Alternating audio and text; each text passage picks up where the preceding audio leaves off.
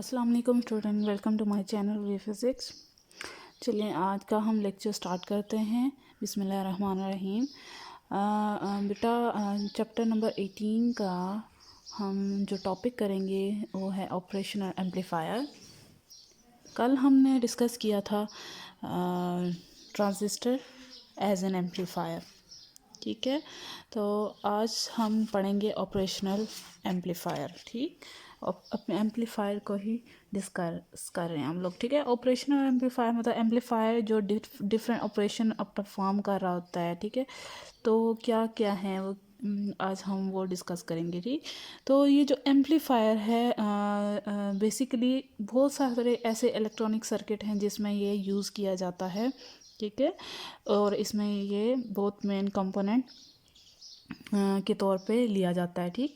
तो ये जो ऑपरेशनल एम्पलीफायर है इसका जो सर्किट होता है और ये बहुत कम्प्लेक्स होता है, ठीक है। जिसके सारे पार्ट्स को डिस्कस करना और उनकी शेप को देखना बड़ा डिफ़िकल्ट चीज़ है। तो फिर हम क्या करते हैं कि उनकी मेन चीज़ों को जो होती हैं उनको ऑपरेशनल एम्पलीफायर में डिस्कस कर रहे होते हैं, ठीक है। सॉरी, एम्पलीफायर को डिस्कस कर रहे होते हैं, ठीक। तो आते हैं, operational amplifier is a complex integrated circuits. ये कम्प्लेक्स सर्किट है, ठीक है। तो हम इसको ये जो जिस तरह दिखाई देती है it is a small silicon chips किसकी बनी होती है। ये सिलिकॉन मटेरियल की एक चिप की तरह इसकी शेप होती है जो कि सिलिकॉन से बनी होती है विद एटलीस्ट 8 टर्मिनल, जिसके 8 टर्मिनल होते हैं। ये सामने आपके मैंने एक चिप बनाई, इस तरह की शेप होती है इसकी जिसके 8 टर्मिनल्स होते हैं, ठीक है। ये 8 इसके टर्मिनल, और इसको रिकग्नाइज करने के लिए इसका नाम दिया जाता है आईसी, मतलब इंटीग्रेटेड सर्किट 741। जब कहा जाता है जी ऑपरेशनल एम्पलीफायर, ये जाके नहीं बोलते, कहते हैं कि इंटीग्रेटिंग सर्किट दें 741, ठीक है। ऐसे इसकी ये रिकग्नाइजेशन इसकी इस चिप की है, ठीक। 8 टर्मिनल्स इसके होते हैं, ठीक है। And its some time use to perform mathematical operation electronically. और ये चिप किस लिए ज़रूरत पड़ती है, को बहुत सारे ऐसे ऑपरेशंस जो मैथमेटिकल होते हैं इलेक्ट्रॉनिक्स में उसको सॉल्व करने के लिए, ठीक है। अब ये जो आपके पास पिन्स नज़र आ रही हैं, ये टर्मिनल्स नज़र आ रहे हैं, ये सारे पिन्स या टर्मिनल जो है कनेक्ट होते हैं इनपुट आउटपुट पावर सप्लाई से, और आगे जिससे भी हम ऑपरेशन परफॉर्म कर रहे होते हैं, ठीक है, उनसे कनेक्शन हुआ होता है, ठीक है। तो एक सर्किट के अंदर देखने में इस तरह मिलती है आपके। अच्छा, ऑपरेशनल एम्पलीफायर जो है वो यूज़ किया जाता है दो चीज़ों में, ठीक है। सबसे पहला एज एन एम्पलीफायर इसको यूज़ किया जाता है, ठीक है, और एज अ कंपनसेटर, ठीक है। कंपनसेटर कंपनसेटर एक आज का आपका टॉपिक नहीं है। आज हम टॉपिक कर रहे हैं एज एन एम्पलीफायर कि ऑपरेशनल एम्पलीफायर को जब एज एन एम्पलीफायर हम यूज़ करते हैं तो क्या होता है, ठीक है। तो नेक्स्ट टॉपिक जो होगा वो आपका कंपनसेटर होगा, ठीक। तो ऑपरेशनल एम्पलीफायर किसके लिए यूज़ होता है, एज एन एम्पलीफायर भी और कंपनसेटर के लिए भी, ठीक। तो आज हम डिस्कस करेंगे एज एन एम्पलीफायर, जब ऑपरेशनल एम्पलीफायर को एज एन एम्पलीफायर यूज़ करेंगे। तो अब मैं यहाँ पे शॉर्ट टर्म यूज़ करूँगी ऑपरेशनल एम्पलीफायर की OPAMP, ठीक है। तो आप लोग ये इसको ध्यान में रखिएगा, ठीक है। ऑपरेशनल एम्पलीफायर अगर हम एज एन एम्पलीफायर यूज़ करें तो उसके भी आगे दो टाइप्स की इसकी आ जाती हैं, ठीक है। There are 2 types of operational amplifier. सबसे पहला है ऑपरेशनल एम्पलीफायर एज इन्वर्टिंग, ठीक है। सबसे पहले operational amplifier as an inverting amplifier, और second is operational amplifier as a non inverting amplifier, ठीक है। ऑपरेशनल एम्पलीफायर को एज हम इन्वर्टिंग भी यूज़ करते हैं, और इसके बाद operational amplifier as a non inverting, ठीक है। इन्वर्टिंग नॉन इन्वर्टिंग आगे अभी आपको समझाऊंगी ये क्या है, ठीक है। तो ये 2 टाइप्स होंगी ऑपरेशनल एम्पलीफायर की, ठीक। जो आगे हमारे ये दोनों मेन टॉपिक होंगे, नेक्स्ट लेक्चर में, ठीक, जिसमें हम इसकी gain open loop gain current gain जो होती है, पीछे आपने पढ़ा है, उसकी गेन हमें ये प्रूफ करनी है इक्वल आएगी R-R2 डिवाइड बाई R1, ठीक है। तो ये हम प्रूफ करेंगे कि गेन अगर एम्पलीफायर इन्वर्टिंग की तरह बिहेव कर रहा है तो उसकी ये आनी चाहिए। अगर ऑपरेशन एम्पलीफायर नॉन इन्वर्टिंग है तो उसकी जो गेन होगी वो इसके इक्वल होगी 1 + R2 डिवाइड बाई R1, ठीक है। ये दो हमारे मेन टॉपिक होंगे नेक्स्ट लेक्चर में, और ये दोनों हम प्रूफ करेंगे। अभी हम फ़िलहाल इसके सिंबल, इसकी करैक्टरिस्टिक्स ऑपरेशनल एम्पलीफायर के वो डिस्कस कर रहे हैं, ठीक है। अब देखें ऑपरेशनल एम्पलीफायर को रिकग्नाइज कैसे करेंगे। ऊपर ही मैंने बताया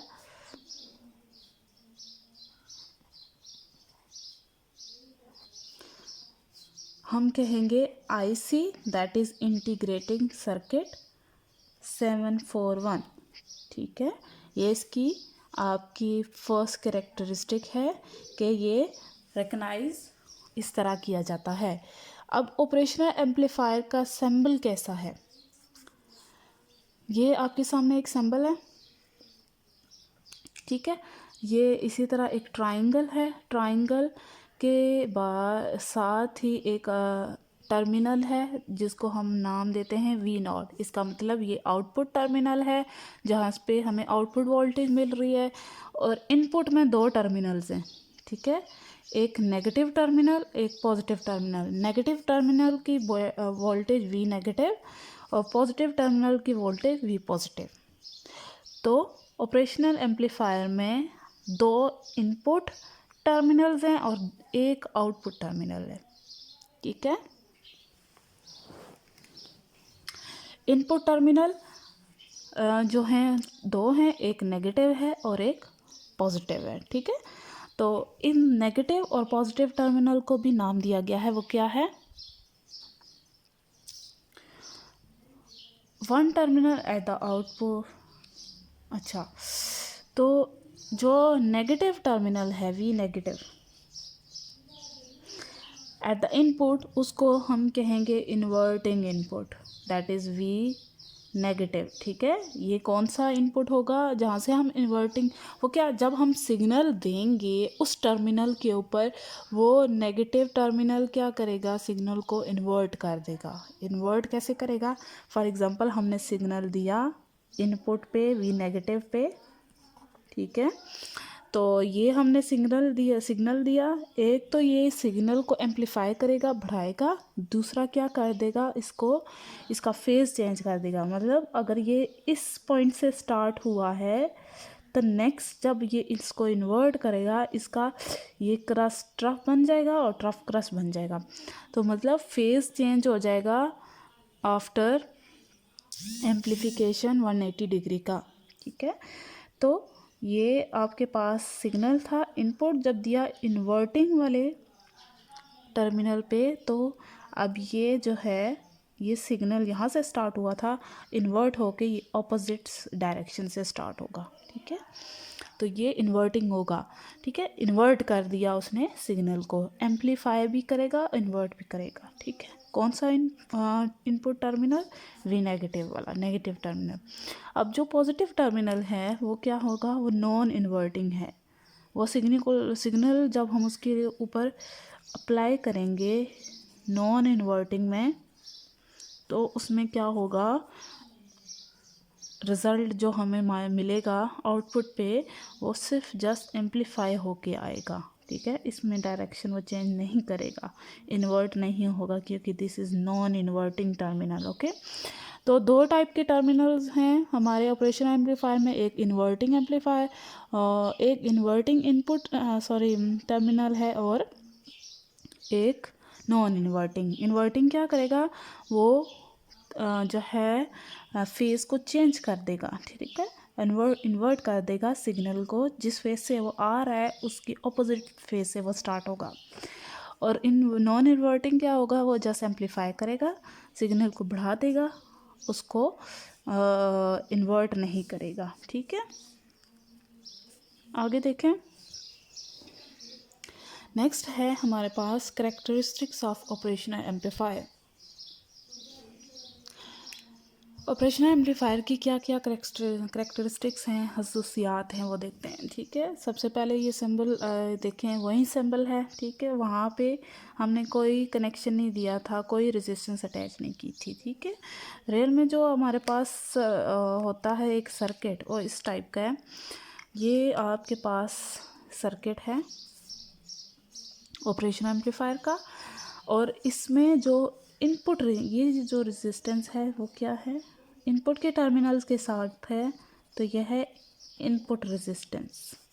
ठीक है, इनपुट रेजिस्टेंस अटैच है, और ये input resistance very high range की है।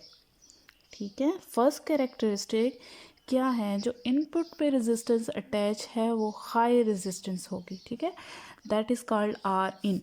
ठीक है, आर और साथ में स्मॉल सा इन। ठीक है, तो very high resistance at the input terminal, input terminal पे एक हाई रेजिस्टेंस अटैच की जाती है। ठीक है, between the positive and negative terminal, इन दोनों टर्मिनल के दरमियान में। ठीक है, इन दोनों के टर्मिनल के दरमियान में एक रेजिस्टेंस अटैच की जाती है जो कि बहुत हाई वैल्यू रखती है। ठीक है, उसकी रेजिस्टेंस कितनी है, मेगा ओहम में।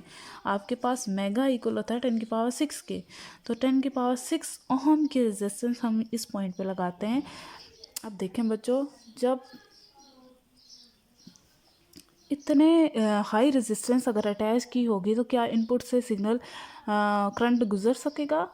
ऑब्वियसली नहीं, क्योंकि इतनी हाई रेजिस्टेंस अटैच हुई हुई है तो वो क्या करेगी, करंट को वहाँ से गुजरने नहीं देगी। So due to the high value of input resistance, the resistance R in क्या करेगी, करंट को फ्लो नहीं करवाएगी। तो ये जो है मोस्ट इम्पॉर्टेंट फीचर है ऑपरेशनल एम्पलीफायर का।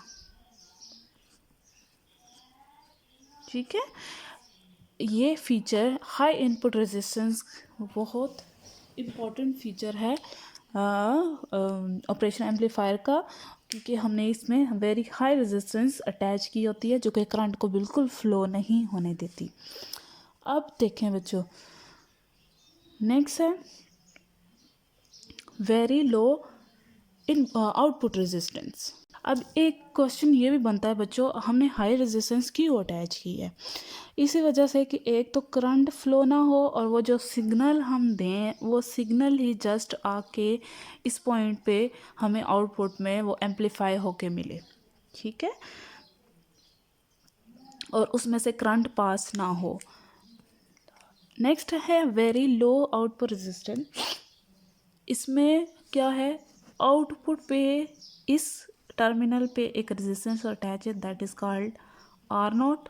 ठीक है, और ये क्या होती है, सिर्फ ओनली फ्यू ओहम्स, बहुत ही स्मॉल हम रेजिस्टेंस इसको क्या करते हैं, लगाते हैं इस पॉइंट पे। वो क्यों, क्योंकि हम क्या कहते हैं, चाहते हैं कि जितना मैक्सिमम सिग्नल ट्रांसफ़र हो सके पॉजिटिव इस इनपुट सिग्नल से आउटपुट तक, तो इसके लिए हमें चाहिए कि जो आउटपुट पे वोल्ट रेजिस्टेंस अटैच हो वेरी स्मॉल हो। अगर वो स्मॉल नहीं होगी तो मैक्सिमम सिग्नल इस पॉइंट पे पहुंच नहीं पाएगा, वो रोक देगा उसको। ठीक है, अब यहाँ से जो सिग्नल आएगा और ये जो है रेजिस्टेंस उसको पास नहीं करवाएगी, वो डायरेक्ट आके इस पॉइंट पे हमें आउटपुट पे मिल जाएगा वो सिग्नल, वो भी एम्पलीफाई होके। और आगे हमने इसके साथ जो रेजिस्टेंस अटैच की है वो है ही इतनी स्मॉल, वो उसको नहीं अफेक्ट करेगी। Maximum signal transfer from input to the output, and that's why low resistance we take in this circuit. अच्छा बच्चों, उसके बाद जो हमारी करेक्टरिस्टिक्स है वो दैट इज़ गेन। गेन आपके पास दो टाइप की होंगी, एक ओपन लूप गेन होगी और क्लोज लूप गेन होगी ऑपरेशनल एम्पलीफायर में। ठीक है, ओपन लूप गेन क्या है, ये आपके पास सर्किट है जब हमने इसमें कोई भी कनेक्शन नहीं दिया हुआ था। ठीक है, कोई भी कनेक्शन नहीं है, जस्ट ये सर्किट है, कोई वोल्टेज हमने अप्लाई नहीं की हुई।